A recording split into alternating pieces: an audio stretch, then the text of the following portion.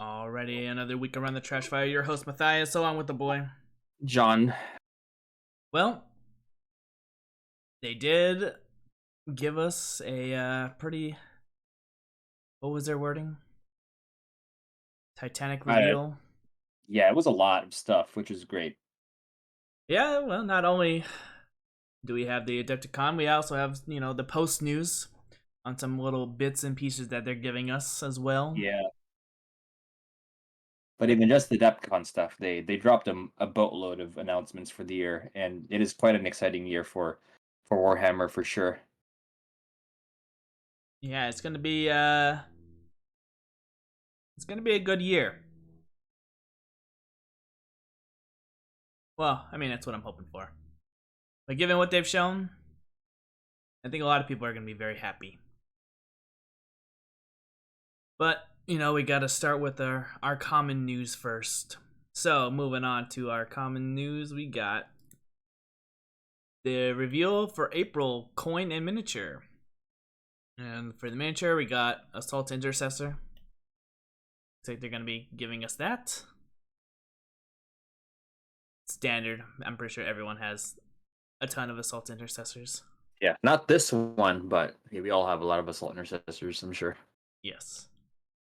And we're getting the Seraphon coin as well. Seraphon is,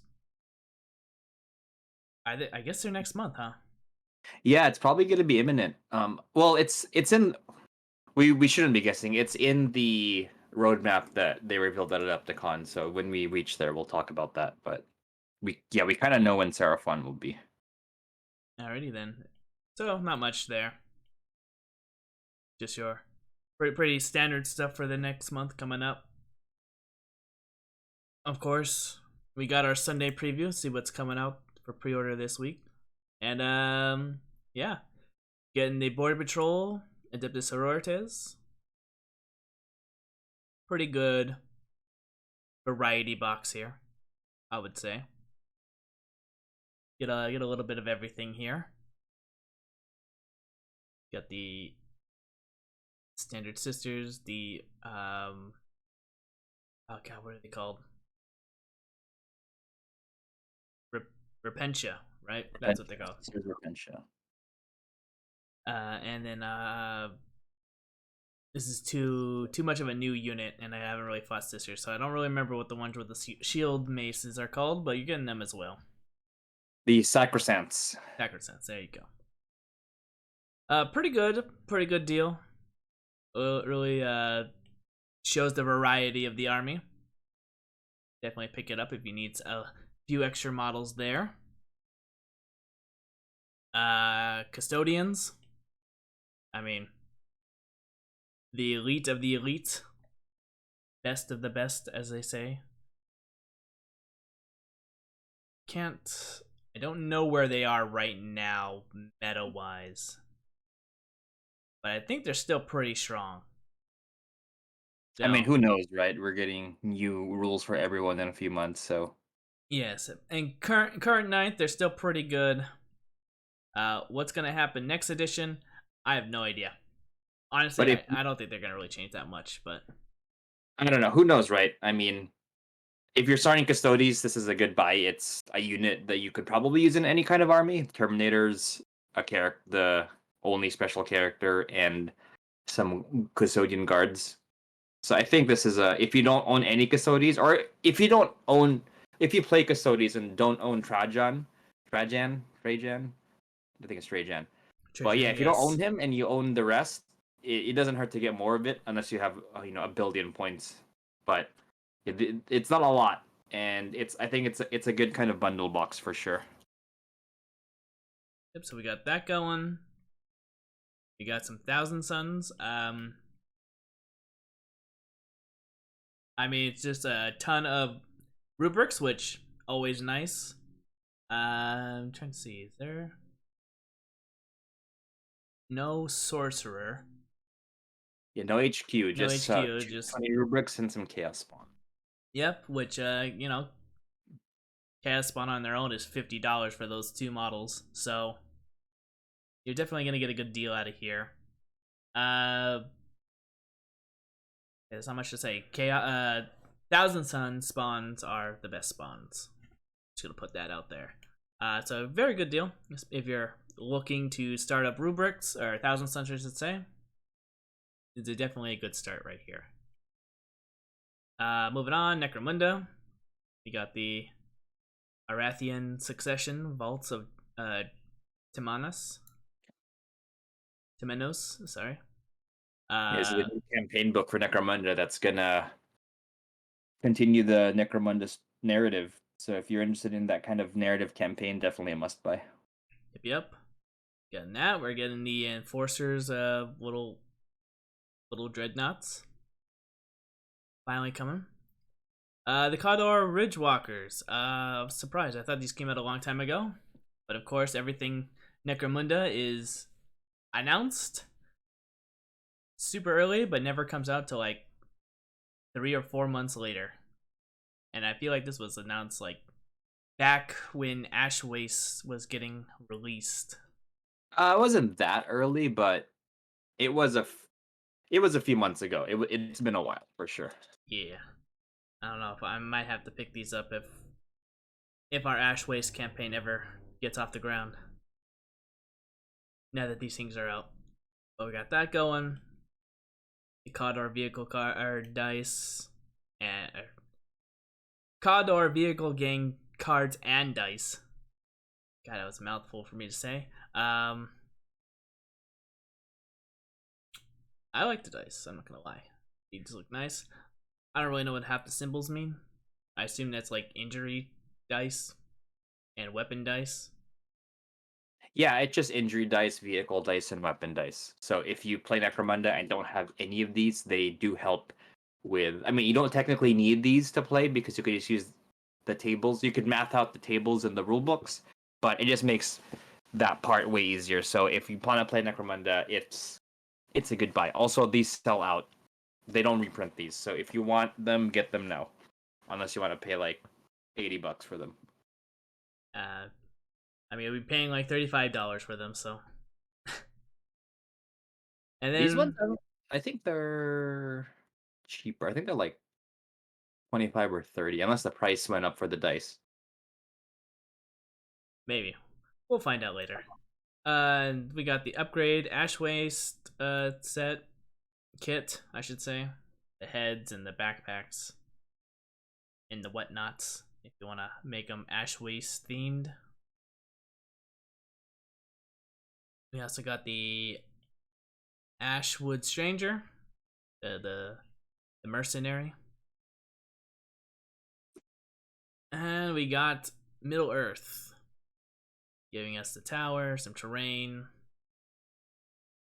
just some old terrain. These are cool. Some new terrain for Middle Earth, and these could probably work for Age of Sigmar. Scale is slightly off, but the Mortal Realms have a variety of buildings. So this is just some solid fantasy terrain.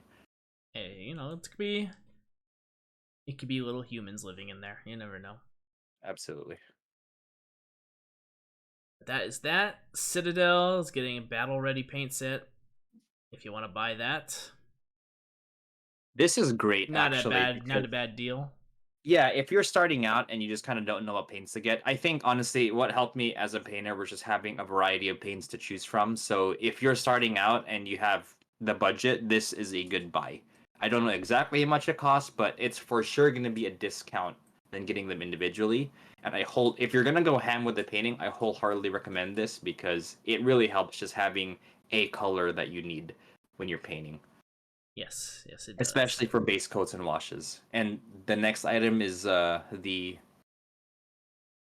parade ready paint set, and it's just layers on top of that. So if you really want to go ham, I would suggest this as well because if you want to really make your models pop, you want those layer paints.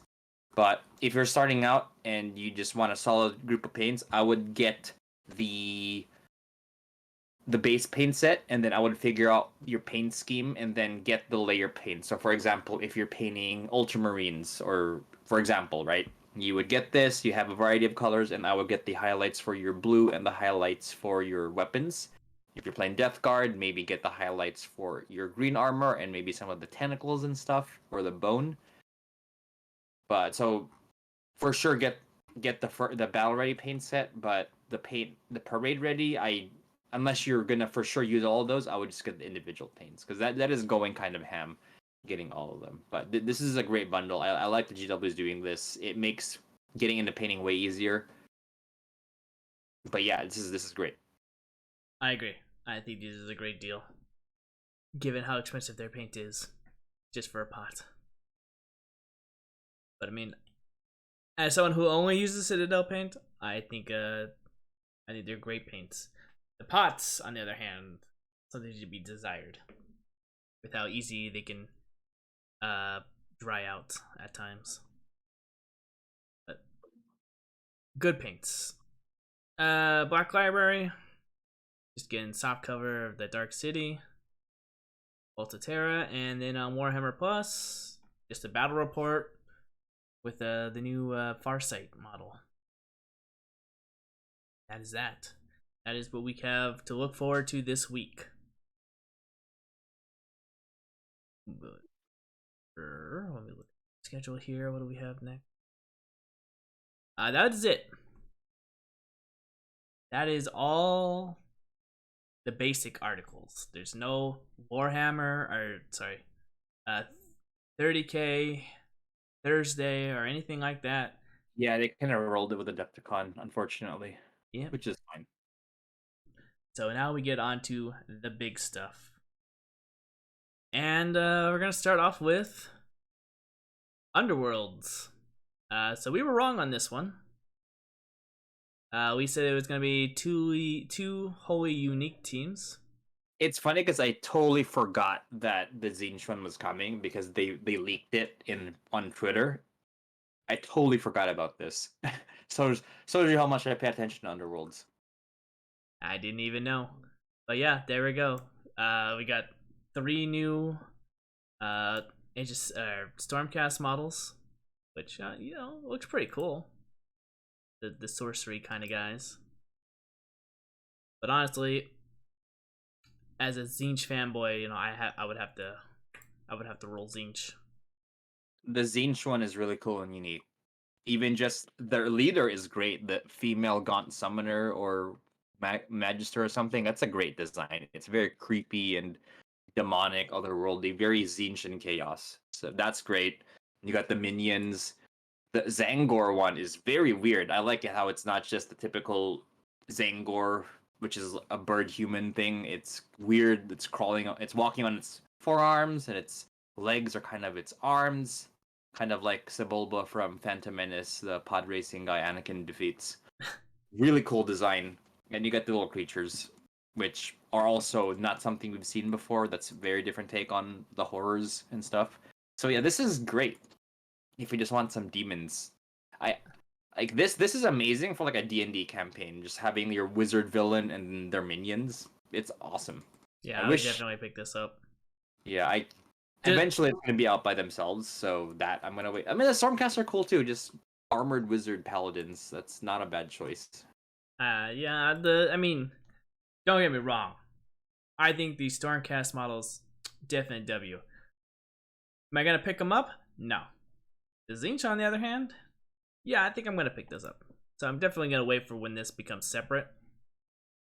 But I don't discount the Stormcast. The Stormcasts are very good looking models too. Yeah, and I'm not disappointed with this release at all. I think it's very cool looking. Though I'm sure people are not very happy to see another Stormcast army or gang, I should say. they haven't been getting much, to be honest. Stormcast. I guess for Underworlds they did get one last.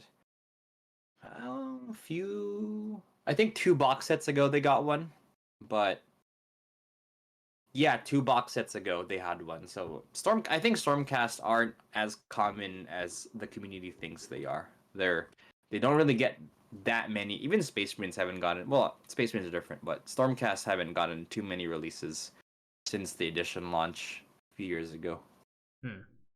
Well, I'll take your word for that, because I don't follow Underworld whatsoever, other than, are those cool looking models? I'm gonna buy that cool looking model. Yeah, there you go. That's about it. But yeah, starting off pretty strong there. We got the Underworlds. Moving on to our next thing. Would be John's hype. Some human soldiers of City of Sigmar. Oh my gosh, these are so effing cool. Like I am, oh gosh, and also they give a release date. So it looks like Seraphon are in the summer, along with two more one more battle tome and then General's Handbook, and then after the big 40K end of summer thing, gonna be City of Sigmar. And oh my gosh, I am so happy with how these look like. They're like generic, but also ostentatious in the way Warhammer is ostentatious. You got the trim on the shields, you got their fancy armor. I mean, I don't think I'll paint them as complex as this. I'll probably do some quick highlights and stuff and contrast. But my gosh, these are so cool. Great design. I am happy. Yeah, I don't have too much to say on the Cities of Sigmar. I'm not as hype as John, but cool to see that the humans are finally getting represented instead of the. Yeah, I think regular humans are important for any fantasy setting because it gives something to be grounded on. And an example of that is the other factions of AOS aren't as scary because your faction is probably equally as crazy. Even Stormcast, like there's the Cruel Boys versus Stormcast, and it's like, oh no, they have super scary swamp monsters, and like, well, I'm a freaking fantasy space marine. Like, all right. So having the human element, I think makes the setting more grounded, and that's definitely what I'm looking forward to playing this army is having my little regular dudes and dudettes face off against swamp monsters, demons, and the undead. So that's exciting. Yeah, well, I mean, you got your hope for them to reveal this.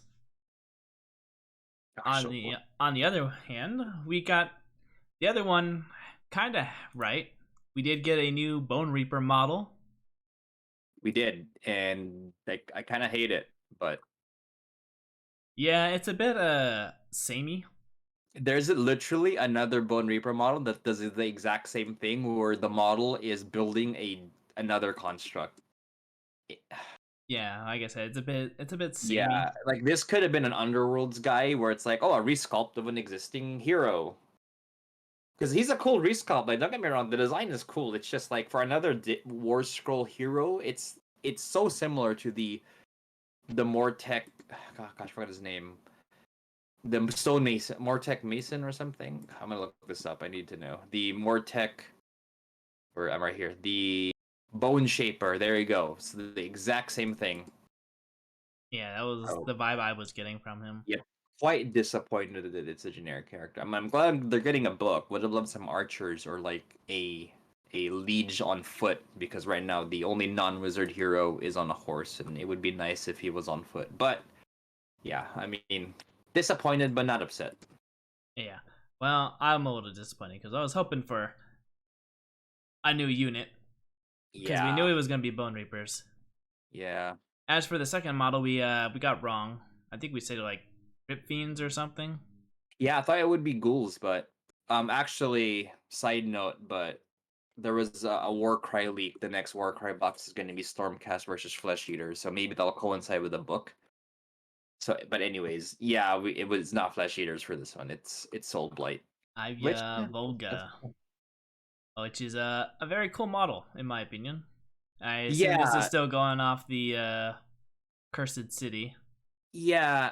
I'm not sure how I feel about her as owning this army. She's a cool model, but I don't know. I guess if you like Radakar subfaction, it would be cool. It's kind of like if Space Marines came out with a new book and the attached new model was an Iron Hands guy and only an Iron Hands guy because then only Iron Hands players could really use the model. I mean, you could convert it right, but it's too specific. Hmm. And I believe well, I'm not sure. Her lore says that she got exiled from her, or she's an outcast from the Virkos house. So maybe she could be used by anyone, but she's a specific vampire family, or she's excuse me from a specific vampire family. So I would like to have something more generic in a sense that anyone can use, not a named character. But Right. so that's just my 50-50 on this model. Also wish the book had a different cover because I don't like reusing codex covers. Gives me PTSD from 6th to 7th edition. Yeah. Well, I mean, Soulbright was pretty new before the new edition came out, right? Yeah, that's true. It came out like a month or two before the new edition, so it's fair. But I just wish that it would have had a bit. I wish the character was better. Yeah. Yeah, I can see that. But I enjoy it. I like the character. I like all the bats. Is what really Yeah, gets me on the and it's a model. cool model, right? Another could have been an Underworld's character, you know, Yes, yes, they could have. or Warcry or something. So, But in terms of this release or this section, this one was pretty underwhelming. I would say of yeah, the I would agree. well, for me, it's probably the second most underwhelming thing of the show. First, you probably already know what it's gonna be, but Oh, I actually don't. oh well, let's go on to the big AOS thing, and that is the Seraphon being fully revealed this time. Yes, this is freaking awesome. And we My finally gosh. getting new Cold One writers. It's Yeah, about time. yeah.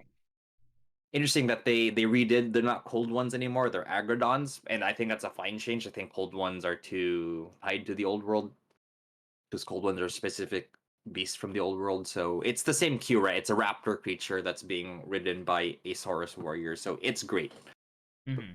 and I love the design space. And again, like we've talked about Seraphon before, the redesigns are so cool, and these do not disappoint at all. They do Actually, not. there's one disappointing thing about this, but we'll get there. Anyways, yeah, super cool Carnosaur riders. Yep, we got that. We got the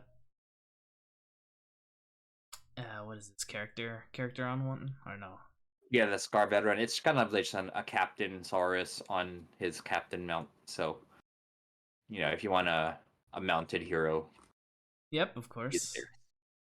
Very cool. We got the Croxigores getting redone finally. Yeah, man, finally. And oof, these are great. These are amazing. I I mean, anything is better than what they used to look like. So Yeah, the old ones were so outdated, but these ones, goddamn, I'm pretty lost for words. These are just what they've been doing with the Seraphon models this year have just been knocking it out of the park. these are also very different in design from the original ones. And I mean, the original ones were kind of crap, but Saurus, look the same more or less. But definitely, like the face is different. Just the pose, posing, the posturing is different for the models. Well, I'm just Yeah, I'm very impressed. And ah, they have a alternate unit. they do the war spawn.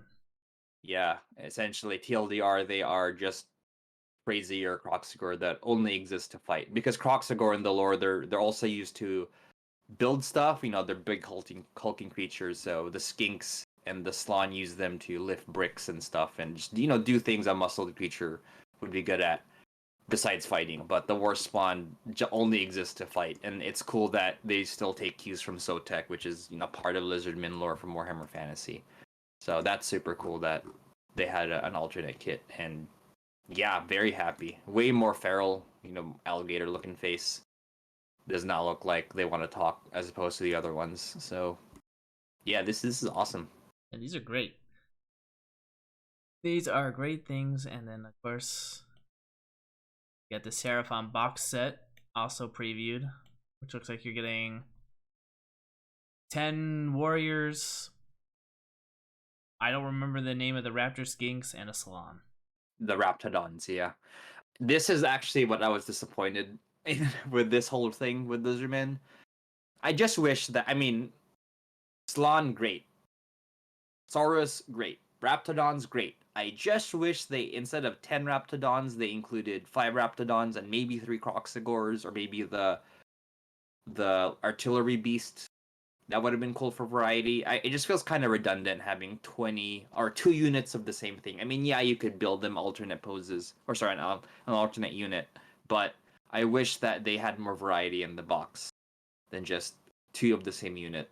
Yeah, I agree. I But agree with that. I mean that's very nitpicky. I think they nailed this release 110%. I think there's some units left. Maybe not. Maybe they can retire every other old skinks. Skinks are still old. The regular skink infantry are still the old models, but that could be replaced in some point. And to be honest, the skink models currently work because they were a skirmish unit in fantasy, so their poses are more freeform, which kind of fits Age of Sigmar. But yeah, 10 out of 10 Lizardmen fans and future Lizardmen fans, which I'm sure there will be many of after seeing these models. You know what they're missing though? What's up? Temple Guard. Yes, actually, good point, Matt. Temple Guard. Yes, Temple Guard are still the old models, not just the skinks. And Temple Guard are it's the Grave Guard problem with the Soulblight. Yeah, I know. We Skeletons talked are way about it cooler. last time. Yeah, skeletons are way cooler than the elites. So yeah, I wish they had that. But I mean, overall, everything else is excellent. So Yep. Seraphon, Lizardman players, you're gonna be looking good this year. hmm and coming out in early summer, so before June, because June is the big summer thing, and before that is gonna be Lizardmen, Hmm? like late May, early June. Yes. Now, onto the thing I was pretty disappointed with, and that is 30K. We're getting a campaign book. Now, I'm disappointed because I just like models.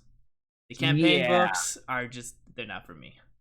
yeah. I think it's weird because I'm lukewarm about this. I wish it was models, but I like what this book is trying to do. But it's weird because 40K just moved out of the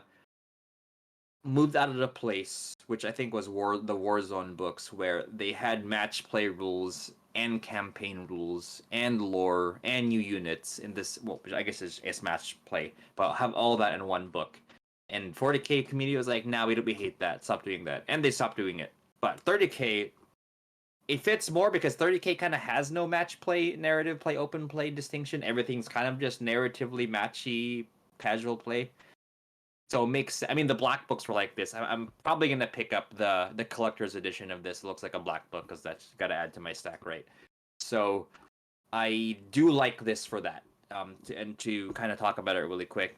So the book is about the Siege of Cathonia, which is completely not completely, but kind of a new thing that they're pushing with the edition launch. Now the whole edition is not going to just be the Siege of Cathonia. It's just the first campaign book, but it's the Imperial Fists who invade the Sons of Horus home system and home world and kind of take it over and then trying to survive against a counterattack by some Sons of Horus who broke off from Horus's force at Terra to reclaim their home world. And it's also going to involve not just the Sons of Horus and the Imperial Fist, but also going to have some Traitor Alpha Legion and Traitor Wordbearers, which got me excited because that's the force I'm working on right now. So hoping for some cool Wordbearer content there. And they're also going to have some Loyalist Thousand Suns, which is interesting. Don't really see lots of that anymore. And some Shadowed Legions. Now, I'm not sure if that's just going to be like a narrative component or if they're actually going to have lore about the Shadowed Legions. Shadowed Legions are the remnants of the Salamanders, Raven Guard, and Iron Hands from Istvan 5. But the big gameplay thing about Shadowed Legions is it lets you mix and match different legions in the same army without the need for using allied detachments. So you would have something like an Iron Hands Praetor captain who had Iron Hands rules, but he would also have some Salamanders Flame Support infantry who would get the Salamander bonuses for Flamers. And you would have some Raven Guard snipers who would get the Raven Guard bonuses for snipers, right? So you had all these different Legion rules in the same army. And that's been missing from the edition launch. Now, to be fair, it was not a launch thing for the last edition and 1.0, but it's we haven't seen it yet, so hoping that we're gonna get that. We're also gonna get our first full campaign system for 30K. Right now we just have been scrounging with the old 1.0 campaign rules, so this is exciting. I do hope that it allows for a generic campaign and not just the specific battles in this narrative conflict, right? But it seems like it's gonna have some generic campaign rules, which is cool. We're also going to see some Zone Mortalis rules. Zone Mortalis for this edition got some kind of index style rules in some White Dwarf, which were kind of bare bones and just okay. But having a full rule set is exciting because my gaming group has a Zone Mortalis board, and it would be cool to see more of that here. And the final, not final, but another thing it's going to have is 5 match play missions. I mean, I just said that 30K doesn't really have match play, but it's nice to have just generic missions that you could play with pickup games or casual scheduled games, right? And I'm a broken record, but I always complain about the missions in the rule book. So having some new match play missions is great. Shout out to Goonhammer, who have made their own match play missions, and I'm gonna try those out. Also, shout out to Luca from Next Gen Games, who made some Maelstrom of War cards for 30K. I've been enjoying those as well. But it's nice to have an official, match play mission set for the Heresy. Funnily enough, I'm not too impressed by the previewed mission they had. It just seems kind of generic. It's just one of the missions where you have an objective in your deployment zone and the enemy deployment zone, and you score every turn. So I mean, at least it's turn by turn scoring, not just end of game scoring. But the mission itself is kind of okay. But it's still something to look forward to with this book. Finally, we're gonna have some rules for Sons of Horus and Imperial Fist characters and some units specifically for those legions for the campaign. But if you don't play Sons of Horus or Fist, you gotta wait for your specific legion specific stuff. But that's fine. I mean, that's part of the game at this point of playing Horus Heresy. And we're also gonna get some generic legion units like some new tank commanders and the inductee, which are kind of scouts in power armor. They're just the fast recruits that the legions pressed in because they need manpower as the war is taking its toll. So overall, I mean, I wish it was models, but this book seems jam-packed.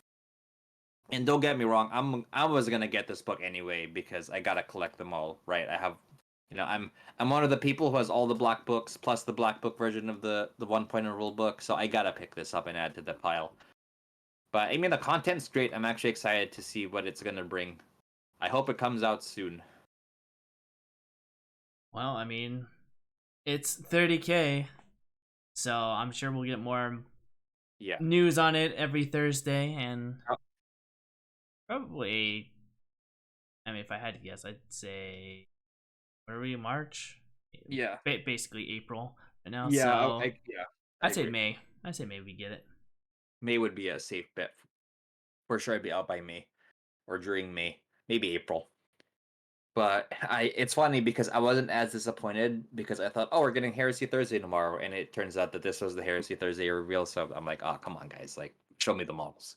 But yeah, Heresy Thursday always gives us a new model, so it's probably why they didn't give us too much here. Yeah, but yeah, I'm happy. I could be happier, but I'm still happy. Oh, hey, it's more content for 30K, right? Yes, in a game that isn't overblown with content the way 40K is. More is good right now for Heresy. True. Well, speaking of 40K, we got Kill Team, the final box. And I think we were wrong on this prediction too. I think we were going for Tyranids and Space Marines, and we got Squats and Beastmen instead. So a little switch, bait and switch there, but that's okay. I've never, like I've stated before, I've never been a big fan of the Leagues of Votann models, so don't have too much interest in them right now. And of course, we got the Beastmen, which, I mean, just look like Beastmen ripped out of AOS and thrown into 40K environment. But yeah, they're very not sci-fi. I mean, Beastmen. I was gonna say Beastmen aren't sci-fi, but they could have made Beastmen sci-fi. The Necromunda Beastmen is quite sci-fi, so this definitely look 50-50, maybe 60-40 fantasy sci-fi. yeah, But they're kind of out of left field, and they're. I mean, it was from a rumor a while ago, but people kind of forgot about it because Squats versus Beastmen kind of sound ridiculous. But that said, like, hey, they're great. I had a lot of positive comments from my gaming group about these guys and the squats too. I mean, it is following that theme of a kill team box having a entirely new kill team and then an upgrades per kill team. Mhm. But the Votan squad is so new, like it's not even a year old. So utilizing that for a kill team squad using an upgrades brew is great, and definitely I would say the second best looking one out of the kill teams, upgrades brew kill teams, right behind the Chaos Space Marine one. But yeah, these look great, and they kind of make me want to play Votan and Kill Team, but probably not going to happen. Rather play something else like Space Marines. Yeah, not these armies are not for me. Yeah, but it's a great end to Kill Team before the new edition and what that brings. So I'm pretty satisfied. My gosh, these beastmen really look like fantasy models. Like minor conversions require, like there's one where you just snip the grenade off and he's an AOS model. Mm-hmm. Yeah. Very, Like, very that odd. has a Very shield. odd, but very satisfying. And this Yeah. run of Kill Team got a bunch of new stuff. Got a bunch of upgrade kits. Also great for 30k when militia rules come out because beastmen, trader guard are not a big part, but a significant part of mortal 30k. So this is, I mean, they're probably gonna be too expensive considering how cheap, too expensive in real world money. I mean, considering how cheap humans are in 30k, probably gonna be like 3 points a model. But it's there if you want to make a beastman army for heresy. There you go. Well, now we're Really, on to 40K. really quick though, I really like the mini drop pods, like the accessories from this kit. The drop pods are kind of cool. They're the mini rescue pods. Drop pods? Yeah, those are drop Oh, pods. Yeah, yeah, yeah, yeah. yeah. I was like, I don't see no drop pods on the model. Oh, you mean these? Yeah. Yeah, very cool. Very cool accessories that they're adding to make the Yep. board less open. Mm-hmm. Actually feels like someone was working on this ship or something like that. Right. But yeah, very cool stuff. But now we're on to the big 40K.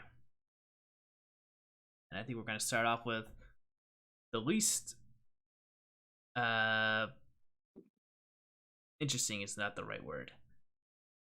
Probably the most predictable thing here. Arks of Omen book is going to be the lion. No shock there. They've dropped so many hints now that the lion was coming that we've known for like what 3 months, pretty much since Yeah, January. I mean the lion was the next for sure. The man, this is Dan. Why am I looking at this? This makes me want to play Dark Angels. This is what was predicted as the next Loyalist Primarch because it would just narratively make sense. Russ would be too angry. Vulcan, Korax would be too, or the Khan would be too. The armies aren't as popular, so it was honestly between the Lion and Russ, and the Lion would make way more sense to come back. I think he would. There would be more interesting things going on there, and the narrative kind of pointed that direction with Cipher and stuff. So yeah, Arks of Omen, the Lion, and looks like he'll be fighting Angron, Yep. which I is know. I kind of thought fun. he'd be fighting Vestar. No, I have not been following the lore.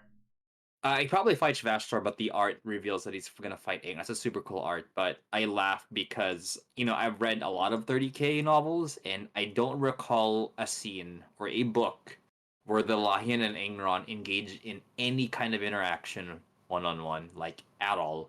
I can't even think of any battle they were or any campaign they were both in.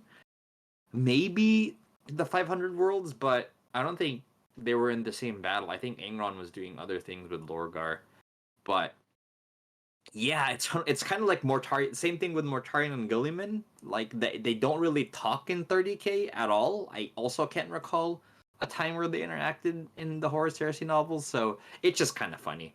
But it's cool. They're still brothers at the end of the day. They have lots of stakes going on between them in the grand scheme of things. So yeah, it's gonna be cool. Yep. Well, obviously, with him being on the cover, we did get his model, and yeah, yeah, it's a good looking model. Yeah, man, this is way better than Gilliman. Like, first of all, and I like the Gilliman model quite a bit, and this is just oof. I really, really like the face. It sells the whole like because I mean it's in the lore, right, where Gilliman was in stasis, so he just wakes up and then it's 40k. But the lion has been awake for a while, just kind of in a coma type thing, so he's still aging. And his face just sells that he's been in this fight for really long, especially if you compare it to his 30k model, which is one of my favorite Primarch models. But man, this is one of those models that I want to play this army because of one model, and also because I like I like the character. The Lion has I've read his Primarch novel more than once, and he's great in that. His 30k model is great. I It's it's mean, it's amazing. I just look at his helmeted cowl look, and I'm just like, I could make such a badass Black Templar model out of that. And I'm just like, I'm just not that skilled to do it though. It's a classic Dark Angel thing. The helmet, but if and when I get this model, I kind of want to do the helmeted cowl. It's actually between that and the face. I actually really really like his face, but I'm not sure if I have the time to paint another face the quality I painted my Sanguinius face. So I don't know, we'll see. But maybe I'll just stick to the hood helmet because that's a classic Dark Angel thing. There's a lot of old artwork of Dark Angels that look exactly like that. So it's great to see that model form on the Primarch. I mean, he has His winged four helmet is different kind of helms. funny, but what's up? So he has four different heads. Yeah, that's a lot. And I thought two was a lot with Primarchs having helmets, but yeah, having four, two hoods and two not hoods. Yeah, man, this is awesome. I might actually just magnetize them. Maybe not, but How yeah, does it's great. how does he keep the wings under his helmet under that I cowl? think it's a different helmet. I think no more. I mean, even in the novels in Horus Heresy, they don't have one helmet. They have several. They have like a rack of helmets they choose from, and a lot of them get damaged anyway. So I can imagine he has multiple helmets he uses, or maybe they just take the ears off. I don't know. Either way, they're cool. But yeah, And the more I stare at this, the more I just want to play Dark Angels yeah, there we again. go. We got a big Primarch reveal, and it is glorious. And it's about time that the loyalists finally got another Primarch for themselves It is about time. after Chaos has gotten 3. But yeah, goddamn, it's such a good looking model. I'm gonna get him for sure. Maybe I'll Yeah, just Dark I'm Angels sure. with the new edition. I'm sure Chavis will get him as well.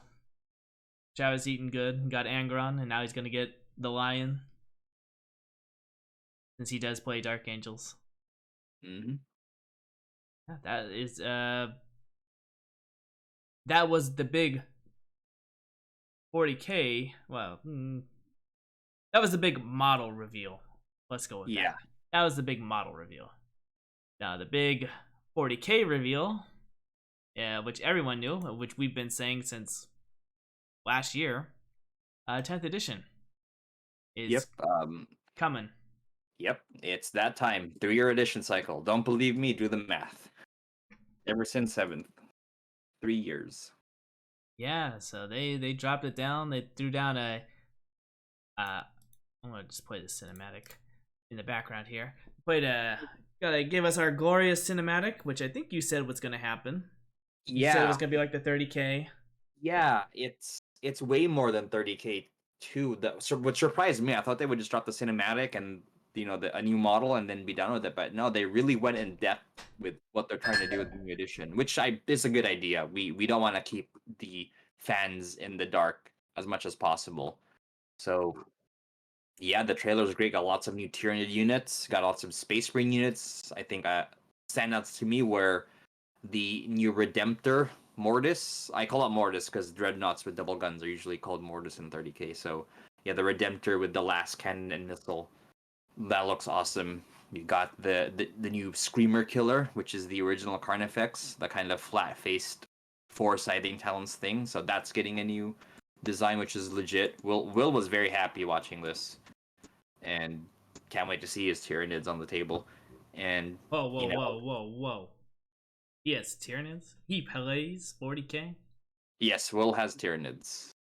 Well, he has some Tyranids left because he used to play Tyranids as a young boy, but I'm trying to convince him to play the edition with some Tyranids. Because I mean, last time I tried to get Will in 40k, he went pretty far. He has like 1,000 points of Ultramarines. So yeah, the Tyranids being his favorite army as a kid, I think trying to play on that childhood enjoyment for him to play Tyranids now.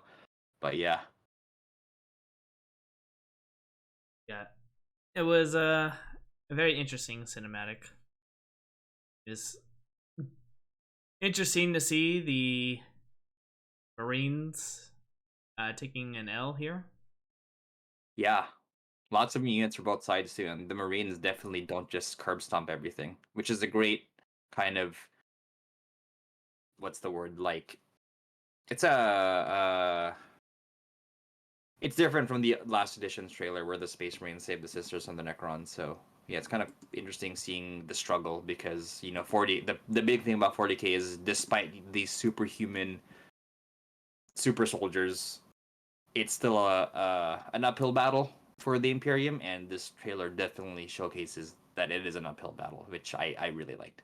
Well, I mean, you got to show the Tyranids like as an actual threat, right? Because Yeah, I think exactly. like every book the Tyranids are in, they're just a punching bag. Like they never win. I don't think so. I think in Devastation of Baal, they really, I mean, they almost defeat the Blood Angels, right? And they kind of really f up their homeworld and kill a lot of Blood Angels and successors. But you're at the end of the day, they do still lose. But I mean, that's Tyranids.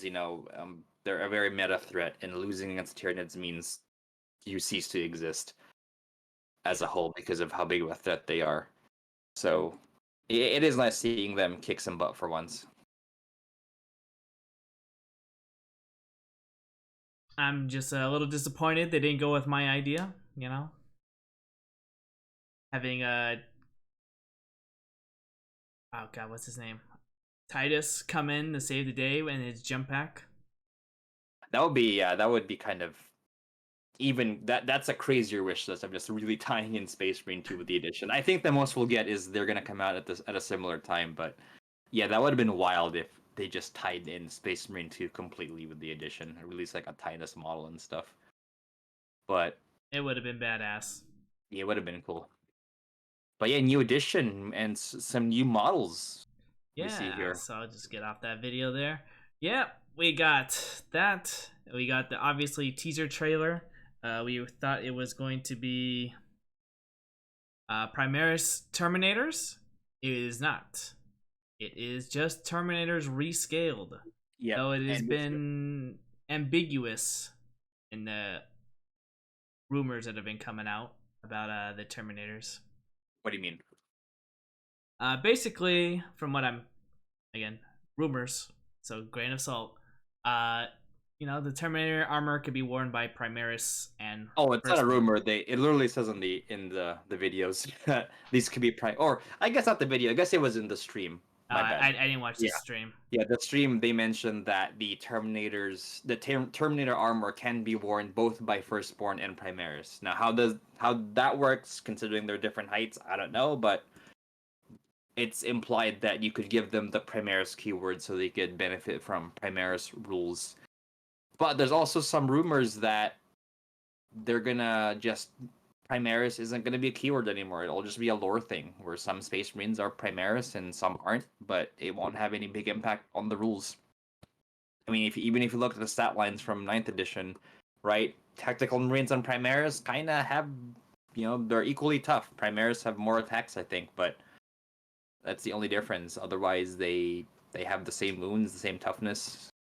So maybe they're gonna. This is them removing that distinction between Primaris and Firstborn, and the Terminators again are the start of that. So Well, I yeah, wonder if that's gonna if they remove the Primaris. I wonder if that's gonna remove certain keywords off transports.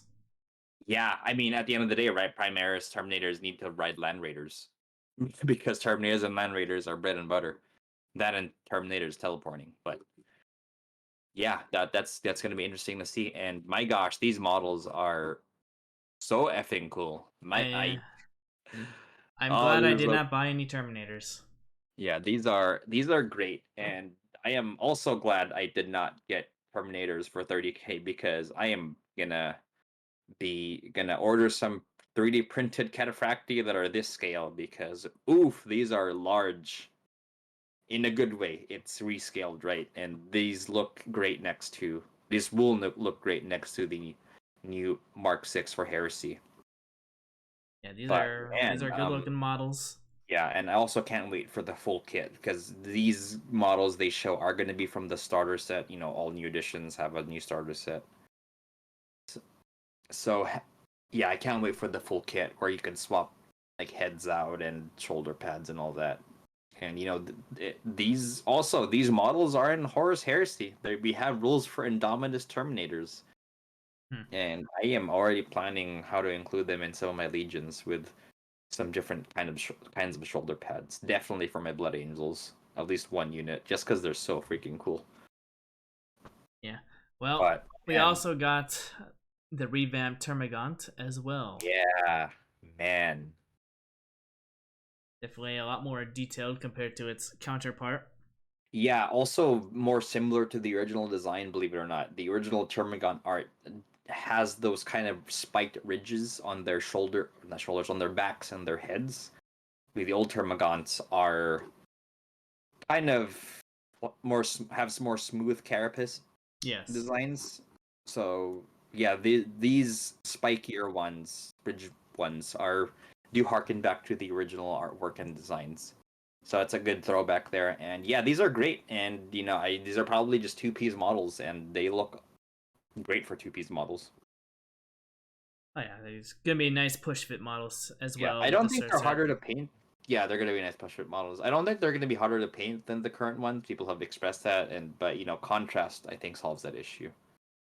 Like I don't see any more detail that needs to be painted differently than the old ones. Maybe also the ridges might take to dry brushing better and you contrast better. So maybe they're even easier to paint than the current ones. Maybe we'll have to wait and see when we get our hands on them. Hmm. But they also, did some Q&A in this as well. So obviously, uh, big takeaway when the new edition hits, they are gonna go back to the index system. So all codexes, all supplement books except some Arks of Omen books, I believe, are going to be completely nullified. But big news is it's all gonna be free. Yes, This all isn't the gonna rules. be like 8th edition where you had to buy an index book. These are all gonna be free. So, Yep. Yep. we'll clap there for GW Yes. going in the right direction. Because you know that the books, army books, are their bread and butter. Yes. That's the one thing they know they can make money off of. Now codexes will return, but Yes. to what extent, I don't know. Right? Uh, Maybe. we have a pretty good extent. It's probably gonna return back to normal. No, See, no, they did say that they want to keep the rules free online for the unit cards. So right. yeah, they said that unit rules will be free for the foreseeable forever. Yeah, well, the codexes will probably be back in like fourth, fifth edition, where it's just like the specifics, right? You'll have like a whole book of craft world, and it'll have like all the specific craft worlds in that one book. It's probably my guess.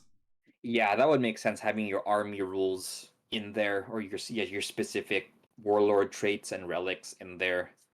They did mention that when the game launches, they're going to reduce the stratagem count to 6, so every faction will have the same 6 stratagems. I hope that stays that way. Not exactly 6, but having less than 10, maybe a few more faction-specific ones would be nice, just to add some flavor. But yeah, I think that's a great move, because my biggest complaint with 40k is the amount of stratagems that go in, The and amount of yeah, stratagems that don't matter at all. Yeah. there you go, right? And the theme for this new edition that they mentioned is was it simple but not simplified, Yes.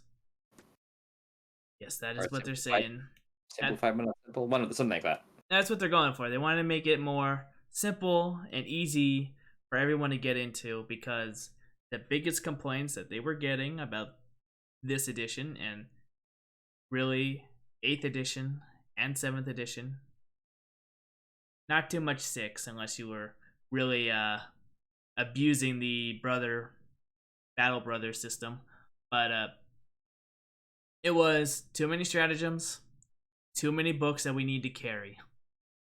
Those were about the two biggest things. And then obviously universal rules. They wanted universal rules to come back, because I don't know how many times you need to redefine deep striking or feel no pain, right? Every army has their own different Yeah, variant of that universal called special something rules. else. So, they're gonna bring back universal rules. It's gonna be a lot more simpler. Yeah, universal rules I think they're fine if they're intuitive and make sense, right? Like, feel no pain is a good one. It's a damage roll you roll after you fail your save or invulnerable. Deep strike is another good one. You teleport on the battlefield or burrow, but it's essentially functionally the same. I think universal specials get kind of whacked, like in 30k sometimes, where you have breaching and rending, which are different things, but they are kind of too similar. They do the same thing, but rending makes it that you could pierce vehicles more, but you can't explode them. But breaching only pierces armor. So they're like similar but not, and it's easy to get confused by the two. But I think just delineating different rules that are so different, but also from other rules, like deep strike and feel of pain. But within that, you have all these things that functionally are the same deep striking rule. Just making that the deep strike rule will help. So yeah, bringing back universal special rules, that's one of the things they're doing, among other things. Yeah, well, I mean, just keeping everything under that general umbrella of deep strike, right? It's Yeah. no longer webway gate. Uh, I forget what the chaos one. Each different one, each different army has a different thing. For deep strike, it's all called something different, but in the end, it's just deep strike. Yeah. And I'm glad they're just gonna bring it back, so then I don't have to remember what Blade Gate is. Oh, you're just deep striking. Okay. Blah blah blah blah blah. So I'm glad they're bringing that back. They showed off what the new uh data card is gonna look like for the Yep. army. This is just one of them. So Uh, big differences there. there is a lot of big differences here. Um, as you can see, there's something missing there. We're missing strength value that is no longer tied to the unit. It's now just tied to the weapon. Which I Uh, think makes sense, because especially after playing 30, not after, but now that I'm playing more 30k, in 40k there's very few rules that really take into account your strength. Everything that has to do with strength has to do with your weapon. Like your strength, the strength of this weapon is user, or user +1, or user ×2. Well, in 30k, there's times where your strength is modified. Like you give +1, or sorry, your strength. You have to make a strength check, right? Or you take a wound. I mean, yeah, buffs to strength exists in 40k, but you could just change that to buff to weapon strength. There's no real need for a model strength when most of the time it just has to do with your weapons and it's not really used for anything else. So I think that's a good change, and it also allows for more granularity and balance with the weapons. Yeah, and I assume stuff like power fists or not power fists, thunder hammers, where it says weapon skill, instead of it being a 3+, it'll just say you hit on a 4+ kind Yep, of deal. exactly. Yeah, weapon skill is now gone, and ballistic skill they're now also tied to the weapons. But yeah, power fist and thunder hammers are a good example. Instead of being weapon skill -1, it would just be 4 up if you're a space marine or 5 up if you're a guardsman. Right, because weapons again, weapon skill isn't really used for anything other than weapons, so might as well just add that to the weapon, and it lets you balance different weapons more. Yep. And Same for ballistic skill. just looking at the stats again here. Leadership has changed. I don't know what a +8 is. I don't know if that's good, if that's bad. I didn't watch the It's stream. probably like a save thing. I think the lower. I mean, I'm assuming it's gonna be 2d6, and you want to get equal to or higher that value because Termagants, they're not very brave. So an 8 probably tells me that's a bad leadership stat. Yeah, Well, I'm assuming Space Marines are gonna be like I don't know, I'm just throwing this out there, like a 5 or a 4 or a 6. I don't know. yeah. So that's So just basing it on the fact that Termagants aren't very brave. leadership is once again going to change. Hopefully, it'll be a little more impactful than it has in the previous editions. And then we got a new thing, OC, which in a later article they confirmed is objective secure, pretty much objective secure Yeah. points. So Termagants are worth 2. It'll be now instead of a troop instead of a troop being objective secured and being on the objective, they're now just worth X amount of points.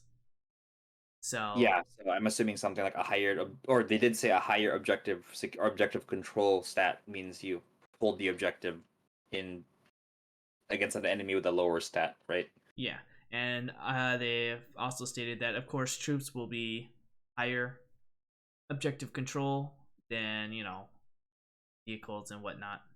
Yeah, it makes sense. Obviously, the oh god, what are they called? The knights are gonna have their own. They're gonna be a little worth more because of their size and all that, but still, troops are gonna be king. Yeah, which I like because in ninth edition you had a lot of armies like knights or custodies where this model counts as whatever for holding objectives, and they're just simplifying that by just giving an objective control point, which also allows for easier balance if you want. If some units are too powerful holding objectives, well, you just reduce their objective control point. Yeah, and it looks like they're gonna be reining back some of the weapon AP because I do remember, I believe it was the flesh for was AP1, and as we can see now, it is no longer AP. So they're probably gonna rein that back a bit on a lot of weapons because 9th edition went crazy with how much armor pen they were giving all the weapons. Yeah, to the point where you had entire factions ignoring AP because everything just had really high AP. So yeah, that's a good change. So we can see a lot of the weapons probably getting nerfed back down to 0, or at least a -1. And Space Marine players should probably be rejoicing a little bit now that their Space Marine armor won't be completely trash now, especially since they lost Armor of Contempt. Other things we have here, we have what do they call this? Unit abilities, or army wide abilities. So for the Termagants, they once per turn, when an enemy unit ends their normal advance or fallback move within 9 inches of this unit and not within engagement range, this can make a normal move up to D6. So Yeah, this is a unit ability that's probably specific to Termagants, or maybe maybe other units have it, but it seems to imply that because it's on the card, it's only going to be for Termagants. And you also got the faction ability, which is Synapse. That's probably going to be universal to Tyranids, Hmm. which is why it's not really explained. But yeah, different way of approaching unit abilities for sure. Yep, and as you can see in the keywords, you'll see a major keyword removed, and that is core. Core is no longer a keyword, so Yep. could be going back to Space Marine spamming the lieutenants and captains and re-rolling everything again. But But we don't know. Maybe they we don't don't have those know. abilities anymore. They could have completely different abilities that have nothing to do with what they were before. I mean, the fact that they're and the reason why I suspect that is that they're redoing codexes from the ground up, so they could just wipe. I mean, Space Marines could have a 2-up save for all we know. They don't have to stick with 3-up saves, right? Yeah, everything will probably be changing across the board. But yeah, so that is the card there. When we get to our next article, we can talk a little bit more about things that they mentioned. But I just want to finish up this article here. They also announced a new mode that they're going to be adding, which is going to be Combat Patrol. Well, but before that, they did you see that they're redoing force organization charts? Yes. Yeah, is that in the other article? No, it's not in the other article. Oh, I okay. just skipped through that. But you want to go? You want to explain it fast? Yeah, really quick. It's actually kind of crazy. So there's no more force org chart. You just pick a warlord and your units. That's it. And however, they are implementing rule of 3 for the game, not just for match play. You can only have 3 of any one type, and unless they're troops, in which I think are called battle line now, like 30, like AOS. So you could have 6 of them instead of just 3. Mm-hmm. So yeah, very different. No more, and this is kind of hinted in the Arks of Omen thing where you could just take whatever in your detachment. So no need to take troops anymore for your army. You just take whatever. Obviously, there will be benefits to taking troops. They implied that troops may have higher objective control points. So, you're incentivized to not just take elite units and tanks and all that. But gone are the days of you have to take these many troop choices before taking other things. If you want to engage in that, play 30k or Age of Sigmar. Well, So I that's mean, with the, I mean, don't get me wrong, I don't really like it, but with the current setup that they have for the force org charts, you don't have to take the troops anymore. exactly. Yeah. But yeah, I get it. It'll just make it less complicated because I don't know how the command point system's gonna work either. But it'll be interesting to see what's going to happen. Because it's starting to sound a little like open play, just a little, right? Because there's no like real rule set. It's kind of just bring whatever you want. Isn't that what it's called Yeah. in Age of Sigmar? Well, there's still points. It's not just bring whatever you want. There's still points. Mm. So, I mean, Well, yeah, I know that. I mean, but it's just like no structure compared to the old days yeah, of which, 40k. who knows if it's good or bad. I mean, one of the most balanced games or balanced miniature games that ever came to be competitively had no force org chart, and that game was War Machine. You just had your HQ and just took whatever, right? True, So it was a fun game. maybe, I mean, Legion has force org, but War Machine doesn't. Marvel Crisis Protocol doesn't have a force org. You're just incentivized to take a leader, but you don't need a leader. From what I could be wrong. Maybe you do need a leader, but besides your leader, you just take whoever in your squad. So I don't know. It's hard to tell if that's going to be a good or bad thing, but either way, it's going to stay, right. You're just going to be able to take whatever, and I do think that the rules will incentivize you to take troops Oh, of and course, not just because spam things. But I mean, rule of 3, right? You can't just spam things that's correct. endlessly. But I think just going back to the card because there was something I also noticed. But I mean, the incentivization to take troops will probably be the objective control points. Yep, exactly. But going back to the card really fast because I did just remember this. Interesting enough, there's no point or power system on this card either. So I don't know if that's just a design choice right now, or if they're moving away from the power system altogether. Yeah, maybe they'll just do points in an app or something, which would work for me, or just have it separate from the unit card, right? Mm-hmm. Just an observation that I made, but Yeah. there is that. And then going back, what I was gonna say, the brand new way to play is the combat patrol, which is literally you buy a combat patrol box and that is your army to play. It is interesting. It is an interesting easy way, I guess, to get someone into the game as fast as possible. Right? You just say, here's your army, you're gonna play with this, and I wonder where it goes from there.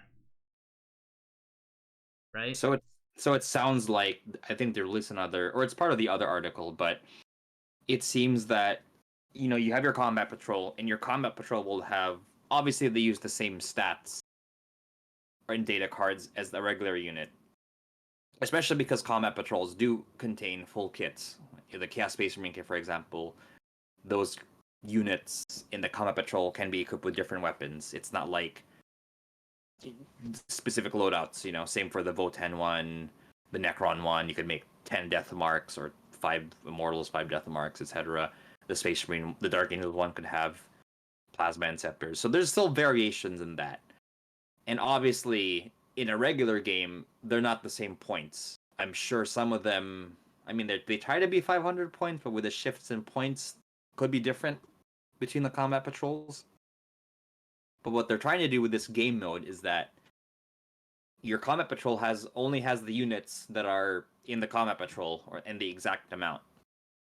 However, your combat patrol will have different special rules, like kind of think of them like army rules, like detachment rules that are unique to that combat patrol, which in theory, like as they mentioned, will balance it against other combat patrols.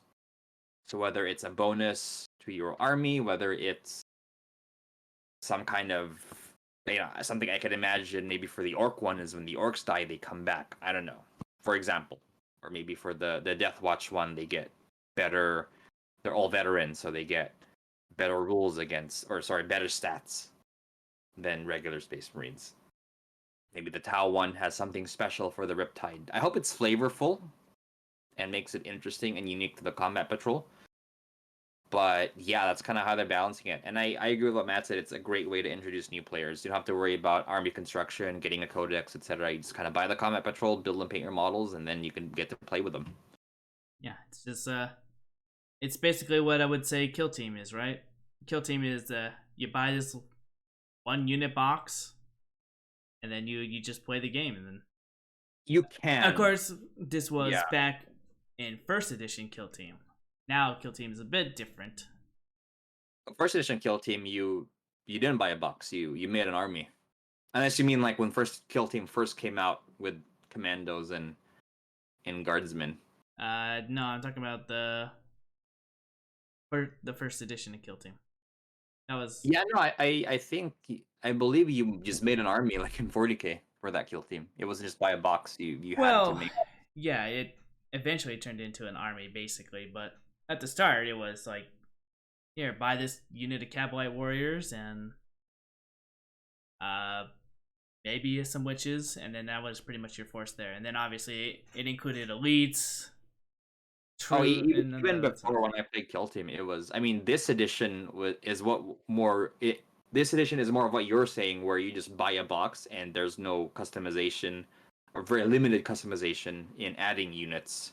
It was just it's these dudes and they can be equipped this way and that's it. I think you're thinking of the current Kill Team because that's exactly how it works. Oh, I guess I got it confused. But which is good, which makes Kill Team easy to get to because you literally just buy a box. I mean, the good Kill Teams, and by good I mean the ones that are easy to get to, you just buy a box and you're good to go. Some Kill Teams you need to buy 2 boxes because having more of the grunts are better than specialists sometimes. But generally speaking, you could just get a Kill Team box and you're You can't add more even if you wanted to. And yeah, with combat patrols like this, again, like, and there's nothing stopping you from using your combat patrol models in or formation in 40k. You could just build a 40k army with them. It's just that combat patrol specific missions and rules exist that let you fight balanced games between combat patrols. Yeah. I'm not sure if there's something I want to jump into. I've been thinking about it, but none of them really speak to me. Because the thing with the combat patrol is I want a combat patrol where I like all the models, and a lot of these I like the majority of it. There's just like one unit which I really don't like. Like the Black Templars one, I just kind of don't care about the Impulsor. I don't think transports at that low points seem interesting.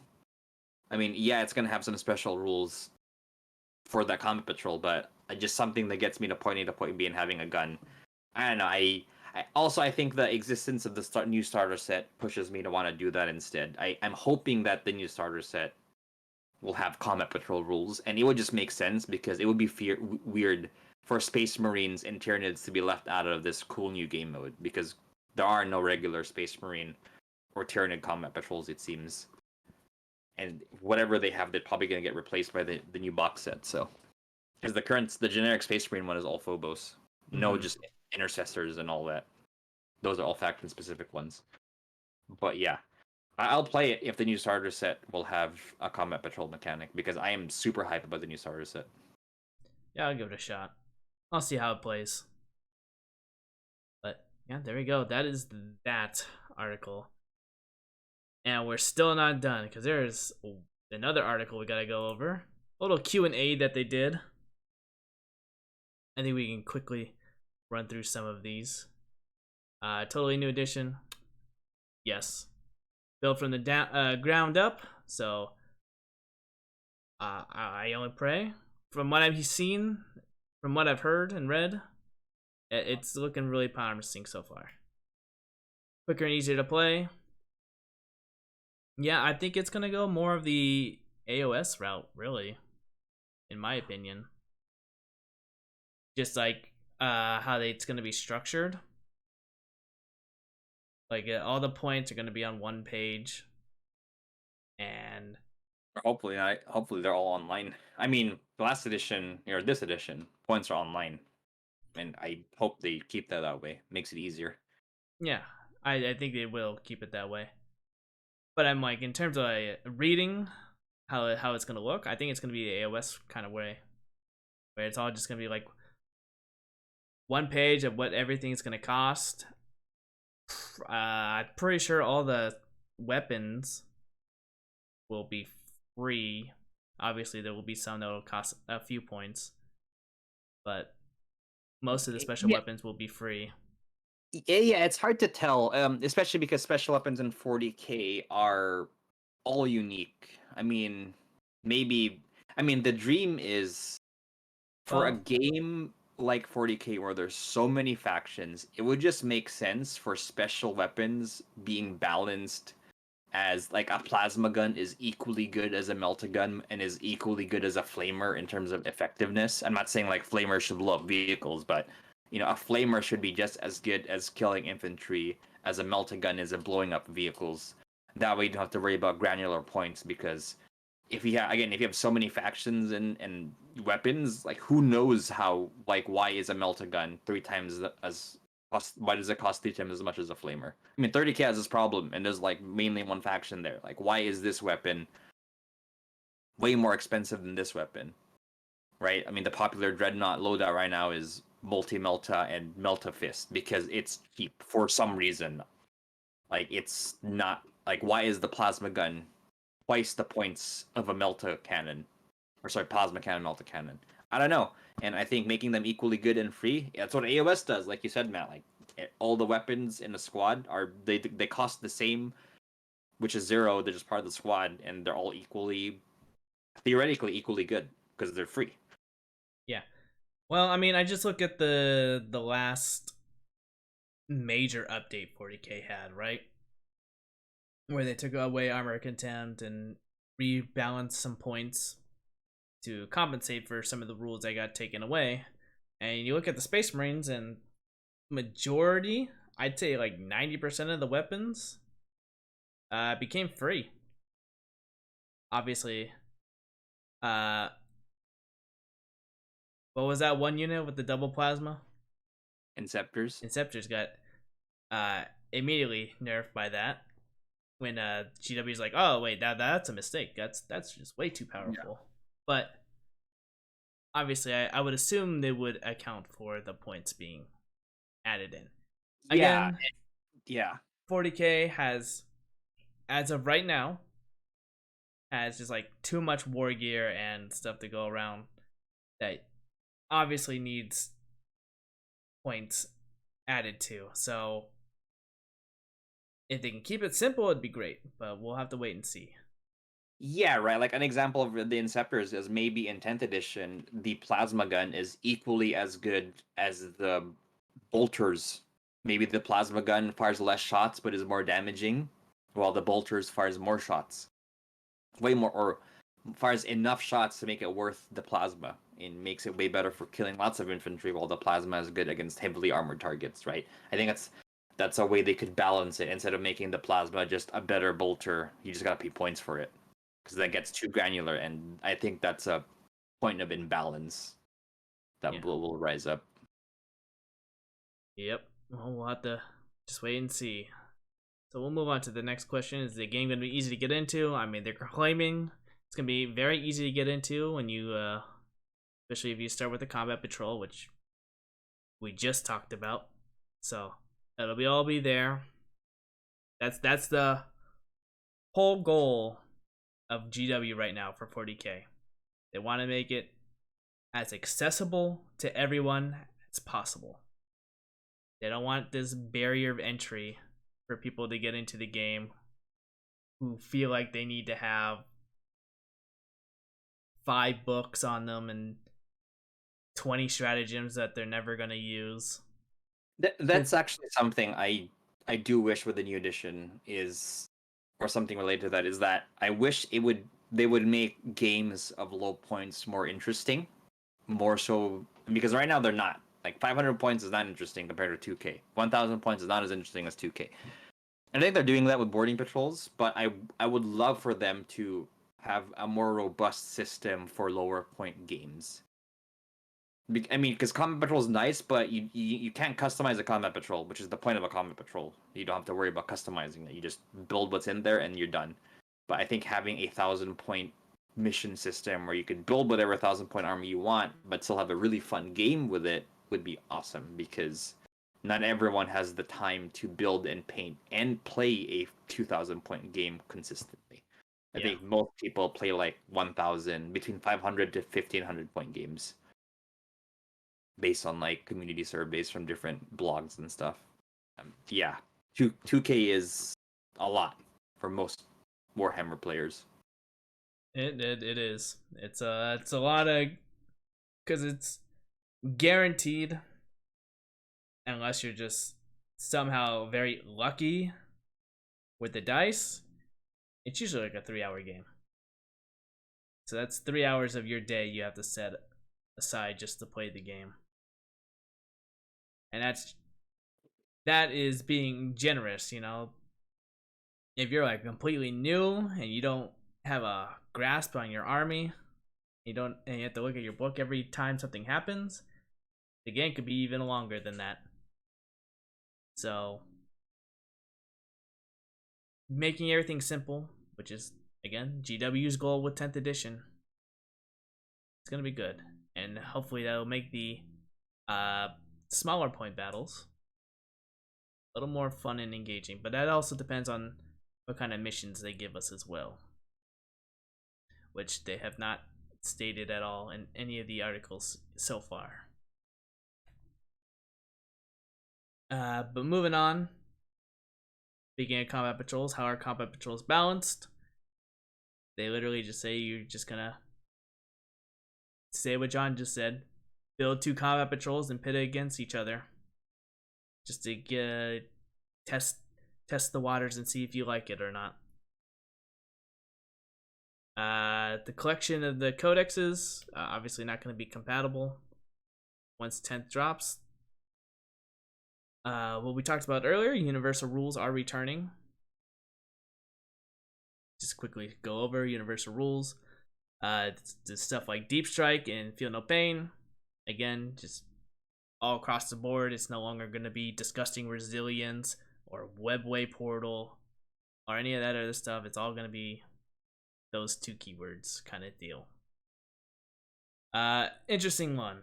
Do vehicles and monster profiles still degrade after they take damage? They had a wishy-washy answer by saying more or less, but the mechanic has been streamlined. Yes, I read that as instead of just like having wound thresholds in a stat line, it'll just be like, oh, if you take this many wounds, you're -1 to hit all your weapons, or -1 to damage all your weapons, or something, or -1 movement. I think that's simpler than the because you kind of have to figure out how the different stat lines work currently, and I think simplifying that by just and an example to be concrete is if you have a unit that in its full health is weapon skill 3 up, and its second health it's weapon skill 4 up, and in its third health it's weapon skill 5 up. Just simplify that to -1 hit if you take this many wounds, and then -1 hit in this further -1 hit this many wounds. It's just easier to read quickly. All right. Yeah. Well, we'll have to wait and see. But that's that. OC, we already said what that is. And when can they start playing? Stay tuned. And then for the final article, it's not really an article, it's more of a video that they did. They explained a little more in depth what they're going to be doing. So, pull this up right here. Did you happen to take a look at this video? I did not. Okay. Well, obviously they're going to they're looking into reworking stratagems. So they're saying, as you stated, it's going to be six stratagems. Sorry, reading hard. They want it to be more reaction and cinematic kind of stratagems. So what that entails, I don't really know too much because they didn't really go into it, but that's what it's going to be. It's going to be more just reaction and cinematic kind of stuff. Which kind of reminds me of 30k reactions, because in 40k stratagems are like transhuman is the example I thought of. If someone uses transhuman, well, they -1 to wound them. I think that's how it works.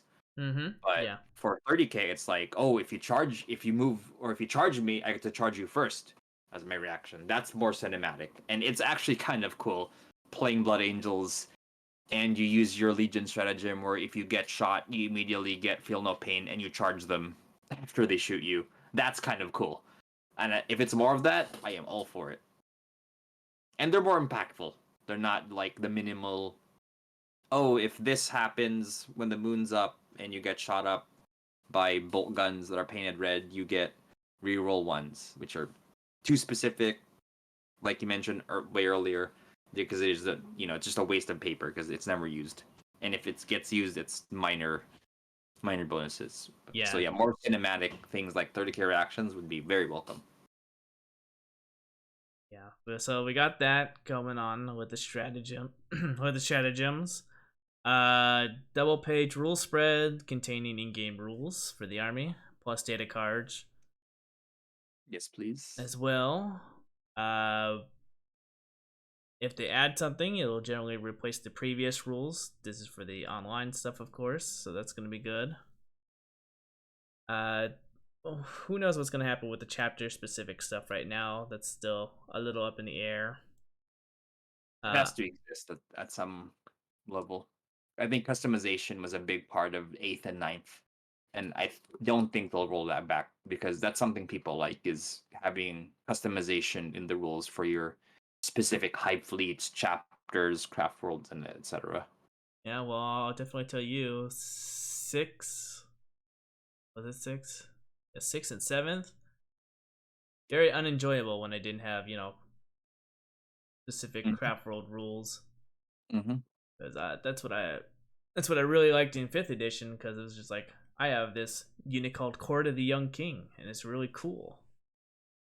And then when they took it away, it's like, wow, now I have 5 Banshee Exarchs I can't do anything with. But yeah, I don't see them really taking it away. But we'll wait and see. Probably initially it'll be gone. It'll probably just be generic Space Marines. But wait and see. They also talked about the Universal Special Rules. Yeah, we already know about that. We just talked about that.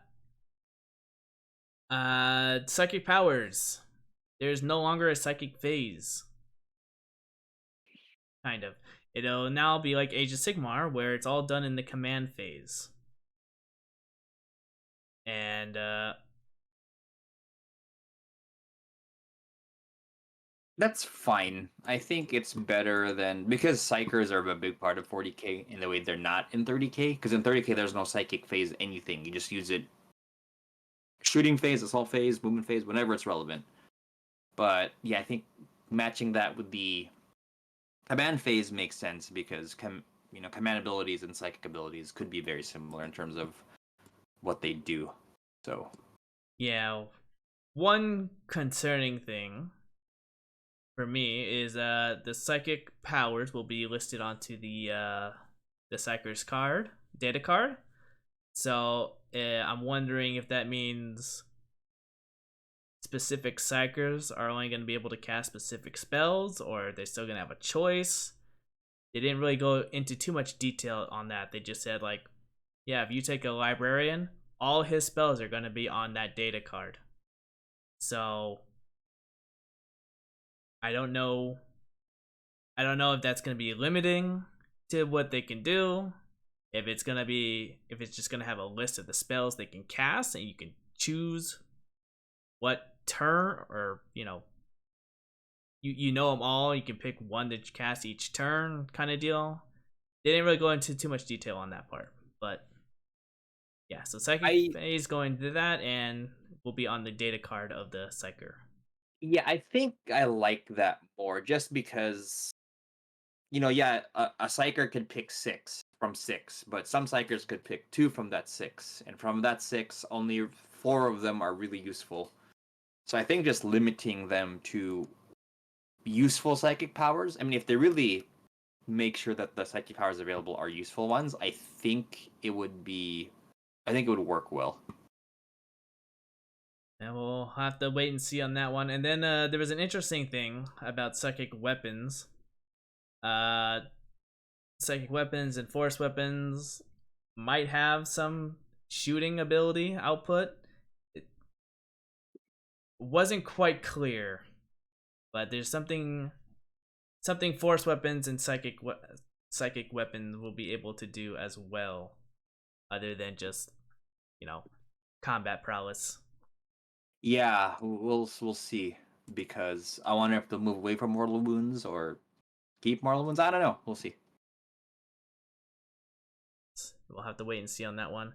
And then again, they confirmed that everything will be downloaded for free on the indexes, and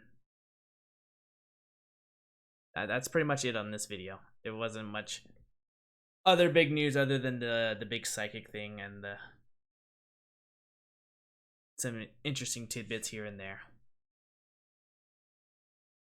But yeah, that was a lot of Warhammer that we had to talk about right there.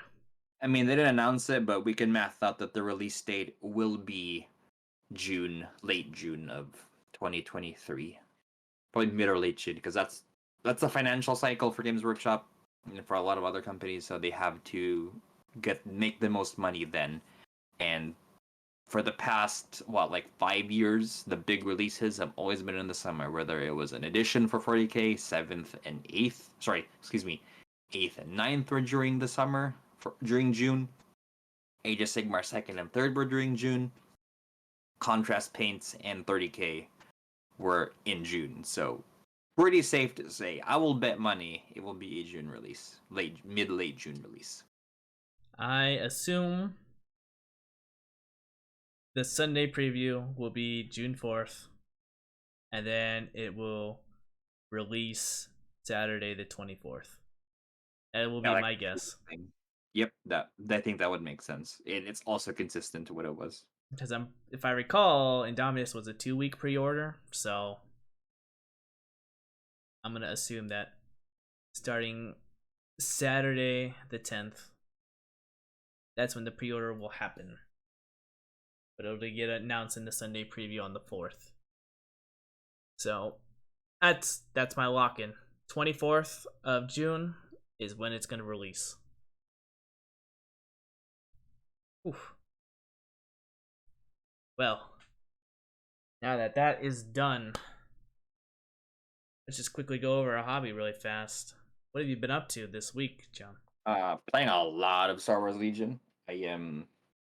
I I think I'll be playing for third place in the local league. I played a game of Star Wars Legion I played the semifinals a week ago and won the closest game names of my life. I did get the loss, but my opponent played well. He hid his snail droid really effectively, where I was barely able to. Actually, I didn't get any clear shots at it. Every time I shot at it, it was in cover, which mitigated my impact on my bazookas.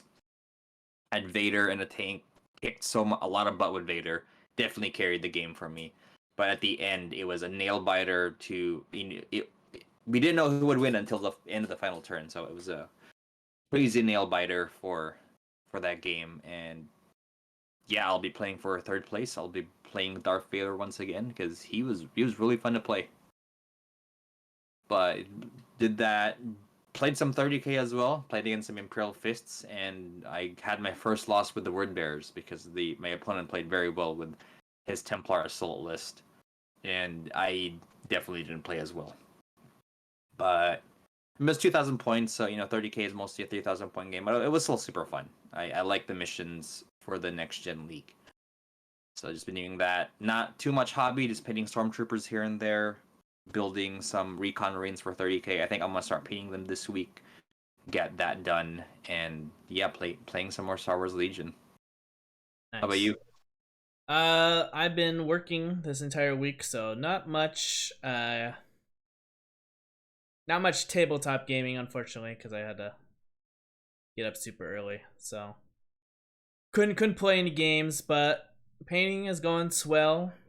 Obviously, Resident Evil 4 came out, so that kind of dampened me a little bit. Diablo 4 beta, open beta came out, you know. So I slacked a little bit at the end there, but I'm off all this week. And I plan to get done 24 models. Oh, there you go. That's a good goal. That's the goal. I have it all sectioned off. 3 models a day. I should be good. Oh yeah, And that's definitely it's all different system or different games, different armies. Keep it fresh. Cause I think why I get bored so easily is that I'm painting the same thing, right? Oh, I'm painting another Space Marine. Oh, I'm painting another Space Marine again. I don't want to do this anymore. I want to go and do something else. So I think if I just swap it out, mix it up a bit, it'll definitely keep my painting interest more alive than it has been. And I think that's really the only reason why I've been able to get through my my backlog as I have, is that I'm just, today Warhammer 40k, next day Shadows of Brimstone, next day AOS. It's just keep it fresh every day. So that's what I'm up to. That's what I'm going to be doing this entire week. Will I get a game in? I probably gonna meet up with the boys. We'll probably play a 2v2, 1,000 points each kind of game this week. But other than that, yeah, I got nothing else planned other than finish RE4. cool. Yeah. Any new plans for the new edition? You're gonna start any new armies or? No. I'm done starting new armies. what I'll probably do is I'll probably buy the 2-player starter set and just consume not Terminators, the Space Marines, and just put them into my Black Templar army. And that's about it, because I don't plan on starting a new army, new year, new edition, new army thing. I've got literally almost every army, other than demons, IG, Tyranids. You know, those three being the core. And then obviously Custodes, Votan, and Gene Stealer cults all came out after I came back from my break.